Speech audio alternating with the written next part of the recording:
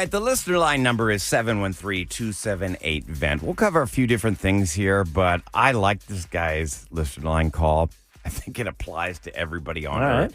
He just came up with what he thinks should be a mandatory rule for everybody. Ooh, so mandatory rules, okay. See if you agree with this. You're not allowed to say we need to talk without giving the topic. Like saying, we need to have a family meeting tomorrow at 7 a.m. Don't miss it, guys.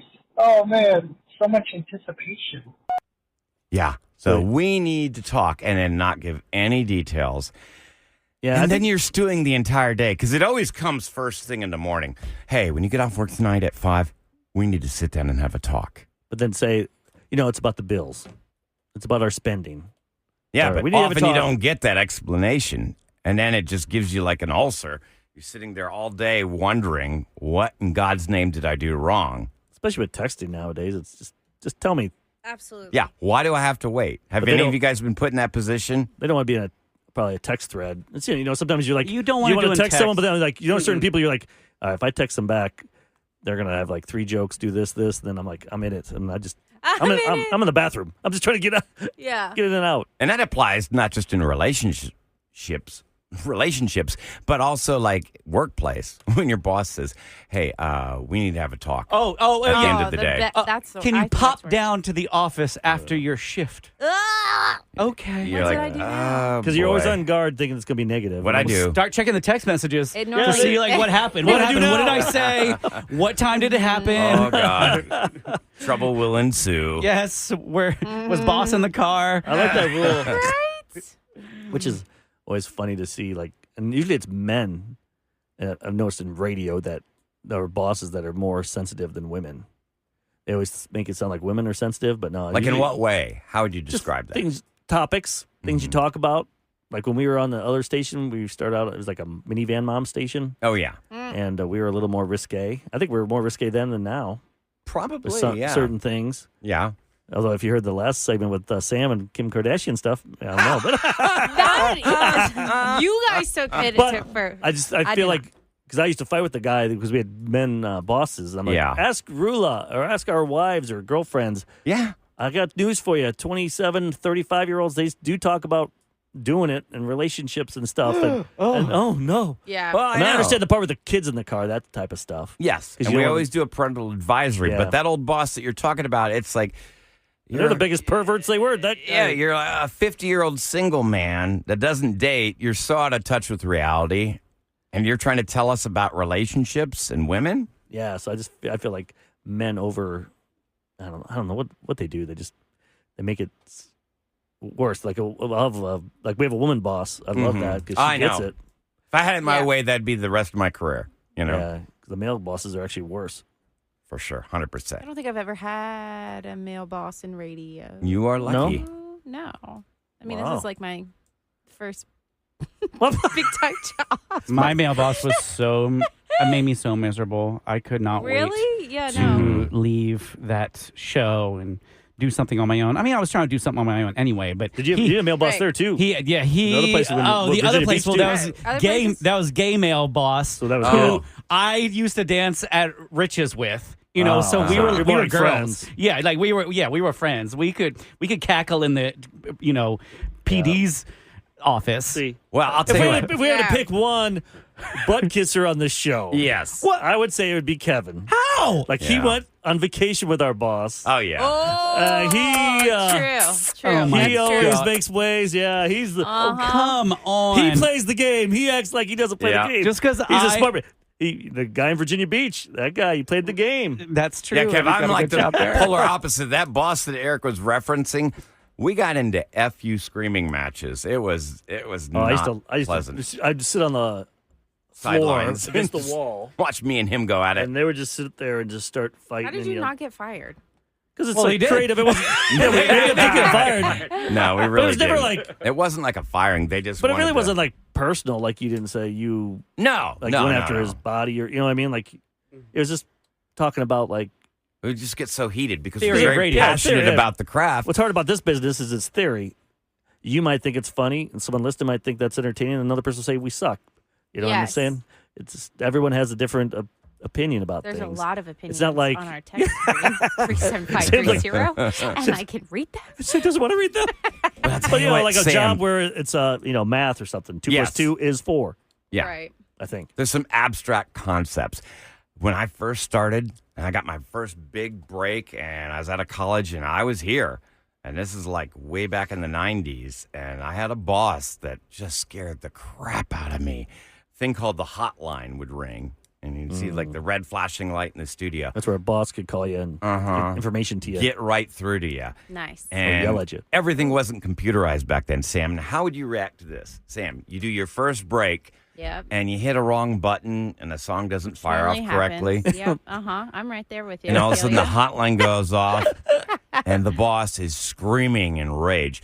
What the blank was that? You must not want this job very much. Ooh.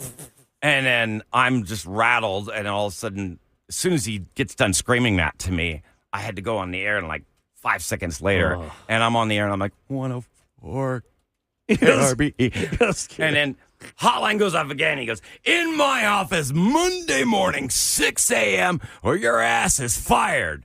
6 a.m. And this, I'm like, this is 3 minutes into my 4-hour show. And I'm like, oh. That sucks. So, yeah, those days, thank God, are over. So I will take a female boss any day of the week. And I'm not saying there's some bad female bosses out there, too. Oh, in yeah. every I field. know. We're just very fortunate that Yeah. we have a great boss. I just think women are more forgiving. Oh, absolutely. Speaking But of they don't forget. They don't forget stuff, kissing though. butt. Listen to you over here. Thank Yeah. God. Oh my God. Our boss is in Atlanta. She can't even listen to this stuff. I can say it later. Didn't you ever have any kind of like a nerve-wracking experience? I know, Eric, you were always... My Orkin guy, sales guy, he caused me to get a hemorrhoid What? because he made me so nervous. I used the restroom so much. It got me sick. Oh, he's giving you gut aches? Yeah, he was like, he'd bring me in front of everyone and like yell at me and stuff. You didn't get enough sales today. You didn't do this and that. Oh, I'm like, yeah. And they think somehow would this not is be good going at to that. improve your performance? Ralph Waldo Emerson or something. I don't know who the hell this guy Oh, is. he's quoting poets now. I don't know. He kept quoting this guy. I'm like, who? Well, hire him. He sounds like a good worker. You keep quoting him. I don't know who the hell that is. I'm just a kid. And Kevin, you never had like a terrorizing You ever had boss? sales job, did you? No, not sales job. I mean, they're still back over at that place we used to work. Oh, they the would, Cuban Coke boss. Well, before him, it was the guy who fired y'all and his underling, whose name, I'll say it, his name was Tim, and he was a bunghole to me. When they would listen to Astros Radio Network on the weekends when I ran it, I was new at radio. I wasn't as tight as they probably wanted me to be, or I didn't. And they weren't paying you a lot of money to do No, it. I was still learning. I was a weekend guy doing nights, just pushing buttons. And, like Ryan said, to call in the middle of your shift and tell you just how bad you are doing probably makes you do worse. It makes you more nervous. We used to see Ahmad's hands shake all the time. He got over that, but that's kind of where they put you. What I love about our boss is that she does wait to the very end, and she will be like, right, 5 minutes left in your show, and then she's like, go ahead and pop on down. Yeah, see, She waited to the at least they end. wait till the end. At least wait. Pop on down. Right. Or if it's a text, it's hopefully nothing too bad. It's just, Right. you're in a Yeah. position of power WTF. management. You should know that Have any of you're... you guys fired someone before? Yeah, and it's horrible. Because I've never had that. I've never had the power to do that. I Never hated even it. broke up with a relationship You before. never even dumped anybody? You just leave? We just like ghost each other afterwards. It's like, oh, this isn't working. Okay, bye. You're like me, I don't like. confrontations. No. So you've engaged in ghosting? I mean, that was years ago. She yeah, invented for it. sure. Absolutely, just like Kim Kardashian invented Puke puke hair. panties. I invented ghosting. Everybody, okay? Did you get sick, though, trying to fire someone? Like, Yeah. Because unless I they deserve it, knew... unless it's a jerk or something. But what if you have to do just cut Why did someone? you have to fire somebody? Because I was the assistant program director, and it was dumped on me to get it done. Ooh. And I hated the job from day one. I was not cut out for it. I mean, it's just not my skill set. Yeah. And, it was horrible. I was, like, up all night worried about it. And, That's like that movie with George Clooney up in the air. I just could not. Mhm. Oh yeah, that was a good movie though. It was good, but it's like, if you want to know, I always tell people, if you want to know what 2008 was like, watch that movie. That's what people were dealing with, because it was all about firing, and they would bring those guys in to fire people. The corporate hatchet men. But the thing is, I did this, and I lost all this sleep, and I was sick to my stomach because I knew I was really causing somebody to have to completely change their life. And I took no delight in it. I've worked for people that took delight in it. And I'm just like, what kind of a monster are you to really like get your jollies doing that? A guy that Kevin was talking about said he put a bullet in their heads. Yeah. Put a bullet in their head. Yeah. What? I heard. I mean, you would hear this man saying horrible things like that all the time. So you know he's saying it about you. Ugh. I'll say his name. It was Ken Charles. He did. When we had he to did get, say it. When we had to hire, we demanded we needed a producer. We didn't demand. We were like, please, it's in our deal. We're supposed to have a producer. And the person that wasn't working out, I liked her as a person. She just wasn't cut out for the job. And he says, put a bullet in her head. She's done. Yeah, and he was such a. I think these guys watched The Sopranos back in the day. Yeah, that's I feel like that's like real Philly, horrible Philly, human being. East Coast. It's like, okay, that just means she's done. When Cuban, I had told you all this. When Cuban Coke Boss started with us, the first thing he did in his first night was gather all of us to the conference room at his hotel room to watch Scarface. What does that have to do with radio? Yes, that's his bonding experience. This is what you can expect from me as a boss. Okay, you can do well, and I would knock your shot. And you can sleep with my sister. That was in the movie. I feel like I would have got it along. You have a chainsaw? Did he use a chainsaw? Did he bring a chainsaw in the middle of the? Look, I don't have the chainsaw with me, but trust me, it's in my car. A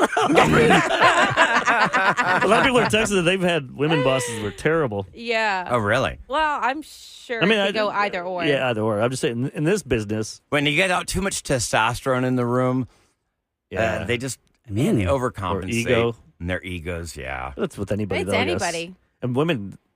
Women can definitely have favoritism, or if they think hold a grudge. A certain, yes. Men or can if they blow think it certain type, off. like, oh, you get that handed to you, then. Like in here, if we fight or something about something, then 10 minutes later we're good. I think men can let go of their grudges a little bit quicker. It's been my general experience, what I've been surrounded by. Yes, yeah. Sam, do you hold it in? Grudges?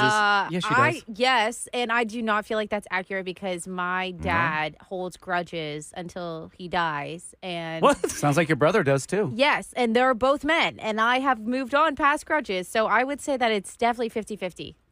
Wow, you've moved on. You care to share with us what this big grudges? Oh, no. Are they grudges against like family or are they grudges against people? Grudges against people, grudges against family, grudges against maybe like a restaurant if they did something. Like, it's just, they're like dead to them. And they're Do you give restaurants another chance if they screw up? There's just so many different restaurants around here that I just feel like if I go there and it's not great food and there's no reason for me to go to it again. I give them 2 strikes. I feel like so not 3, many different 2 strikes. restaurants. I feel like we could never if you do even it twice, touch then I'm all done. the restaurants here I will in Houston say before we Houston, die. if I said who's the pickiest person when it comes to restaurants and places, people would probably say Roula, but it's not. It's Sam. Oh, really? I've noticed that through the years, Kev. Have you noticed that? When she's gone to fancy places or places, she's mostly negative about them. Like give me an example. Like, what is it she's picky about? Yeah, give me an example. Like you went to that place? Oh, I did. Like on your, was it anniversary or something? Maybe you had bigger thoughts? I do. You are accurate. I think that's my biggest thing I feel like if I'm going to spend my hard-earned money on a place that it's gonna be perfect. We're spending money on this and you're going to, give me quote-unquote the world because the prices are supposed to be that high. I have high expectations. Yeah, like I don't go out to eat rarely. So when I do, I expect it to be good. And so when it's not, that makes me really upset. Maybe that's why, because you don't because I much. don't eat out often. And especially now with a toddler and a baby. Yeah, I'm like, you got to share those moments, Yeah, but we you don't can. enjoy it but like you no. It's like, is my toddler going to throw a fork at the server? I don't know, probably. So it's like, we're going to go to establishments that are maybe a little bit more kid-friendly. They put us in the corner. Go to Olive Garden and get all those breadsticks. Santi would love that. Has he been there yet? No, I haven't taken him to Olive Garden yet. I'm going to have to when my mom comes into town. But when you're a new parent, you can tell immediately, they're banishing us off to Kidville. Oh, yeah, you can always tell where the parents with the kids, they always get put in the corner. I don't want to be. I don't want to ruin Kevin's night. And I was fine with that. Even on the plane ride, I was like, oh, these people around us probably hate us because my husband and I were on the right-hand side row and literally right across from us was another family with kids, and I was like, everybody hates us. Oh, We're like God. right in the middle of the plane, like the whole entire That's row. all right. It's great to fly to Disney or somewhere because And-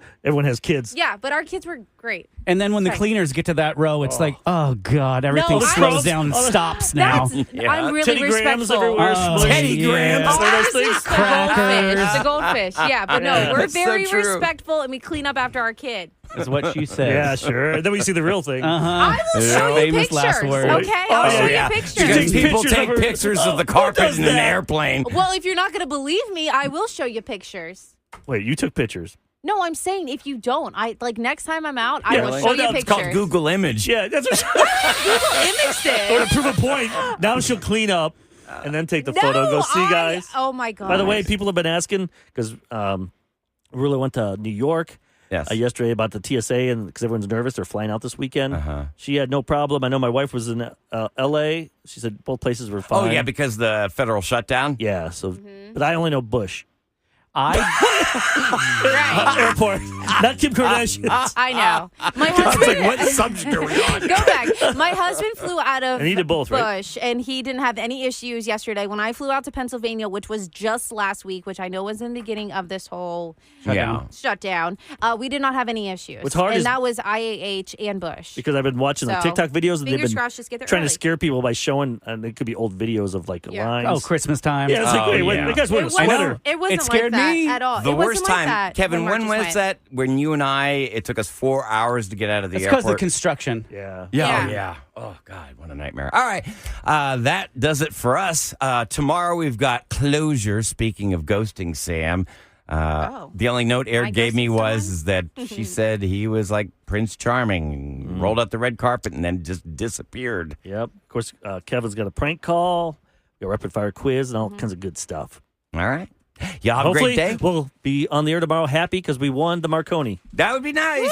And if not, we'll just be drinking. It'll be the drunk show. We're going to drink that witch's yeah, the brew. witch's brew. The witch's It's brew. coming up. Kev, you could warm it up. Okay, now you're talking. The You're on Glühwein. Y'all have a great Tuesday. We'll talk to you tomorrow on the Roula Ryan Show with Eric. Bye. Bye, I'm still here.